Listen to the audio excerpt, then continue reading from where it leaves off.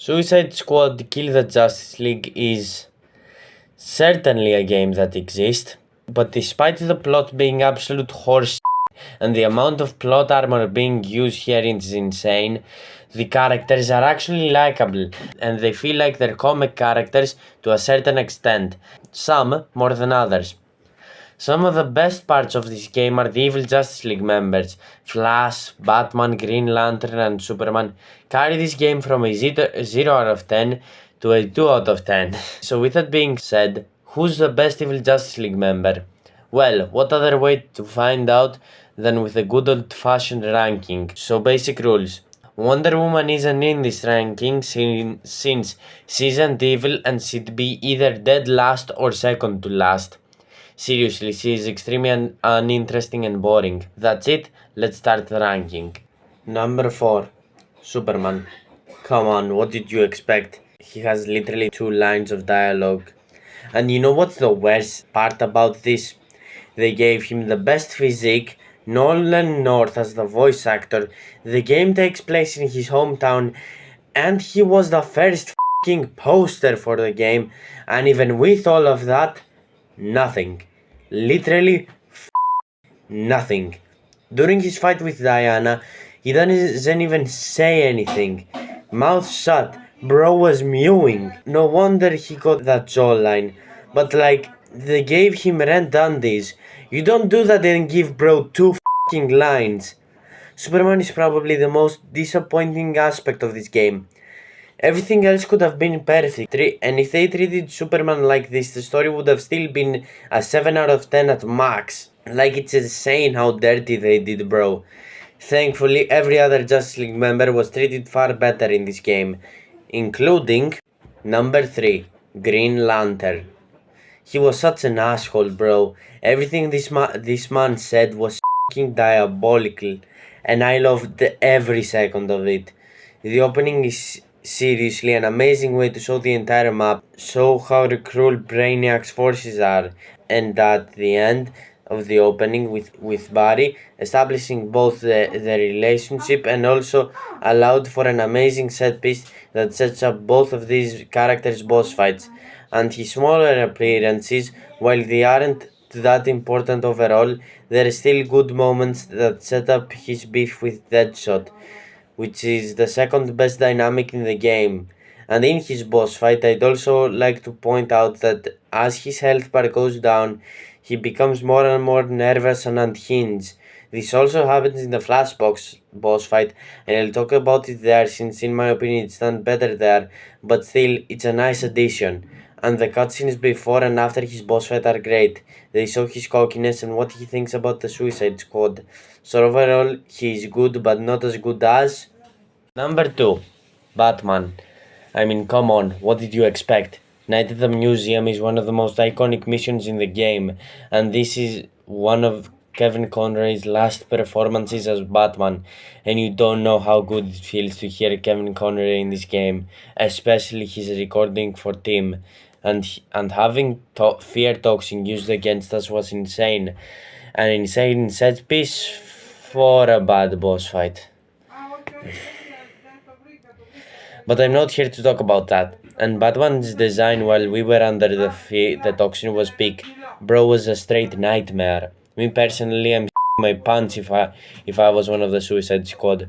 And even before that, being able to listen to Batman on the comms was a great role reversal and allowed this game to use Conroy to his full potential. And Batman stalking you was kinda scary, in character for Batman, and insanely smart.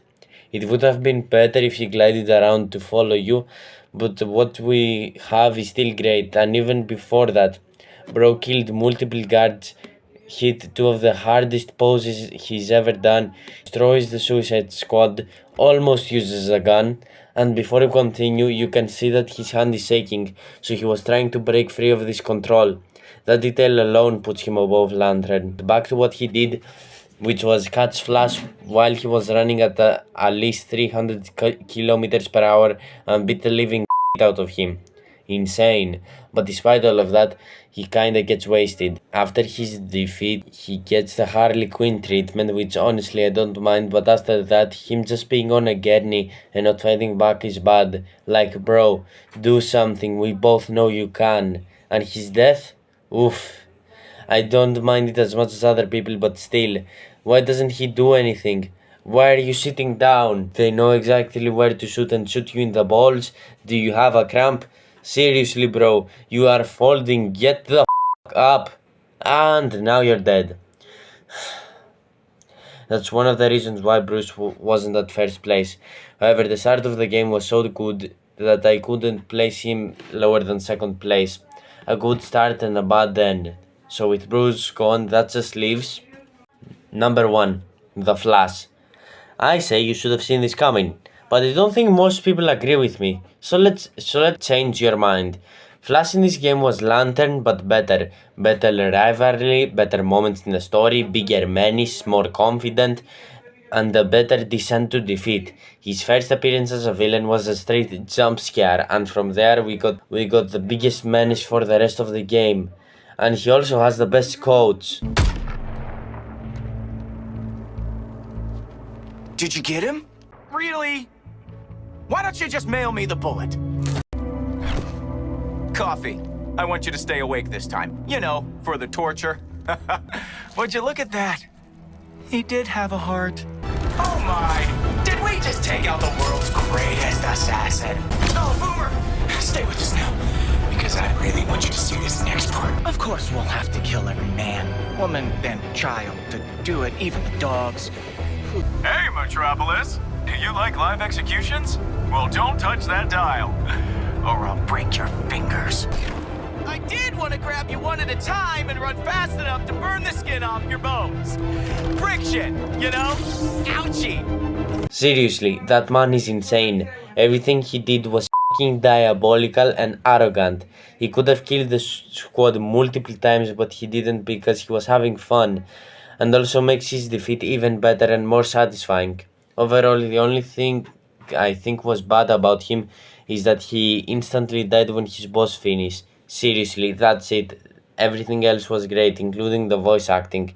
Scott Porter, at least from what I know him, does arrogant characters, which is why they chose him for Flash in this game, which is fair, but he also played the hero Flash insanely well. Seriously, I wasn't expecting it. Seriously, he is insanely good. Bravo! Anyway, so that's it for this video. For the next one, I'll explain why I won't kill the Justice League to make it through all its seasons. It's an interesting reason, but it is a reason. But as always, final thing before you leave, drink water, eat an apple, talk to your family, subscribe and follow my Instagram, Anton02023, and I'll see you in the next one. Bye.